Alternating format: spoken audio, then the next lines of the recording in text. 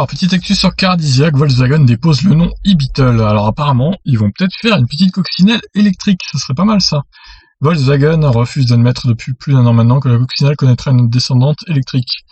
Le dépôt récent du nom e-Beetle donne néanmoins l'impression que la voiture iconique de la firme allemande s'électrifiera bel et bien. D'après Volkswagen, non, il n'y aura pas de coccinelle électrique. Difficile de croire la communication officielle de la marque tant cette auto est iconique alors que les politiques gouvernementales poussent tous les constructeurs à opter pour des voitures branchées. Un autre phénomène récent repéré par les membres passionnés du forum spécialisé Volkswagen ID Talk sème le doute sur les vrais projets de la firme de Wolfsburg. Le fan inscrit sous le pseudonyme Robert S. a en effet remarqué que le constructeur d'Outre-Rhin a déposé pour l'Europe, plusieurs noms de véhicules électriques évoquant des modèles anciens. Et la fausse surprise de label e-Beetle en fait partie. Simple précaution pour éviter une appropriation par une autre identité ou véritable modèle à venir sur la plateforme basée sur la plateforme MEB, le mystère de beurre.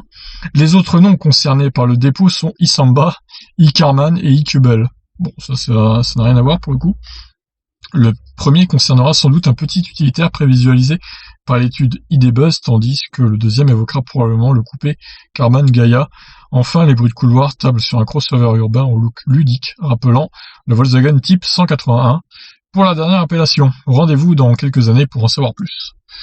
Bon voilà, après ce sont que des rumeurs, hein. Est-ce que c'est vraiment pour se protéger des squatteurs de nom de domaine? Peut-être qu'ils ont fait ça aussi. Ou voilà, c'est possible que ce soit ça, mais une Volkswagen e-Beetle, ça serait pas mal comme idée, une petite coccinelle électrique, pourquoi pas, l'idée est séduisante en tout cas, espérons que Volkswagen aille au bout de cette idée, s'ils ont vraiment envie d'en faire une, hein, évidemment.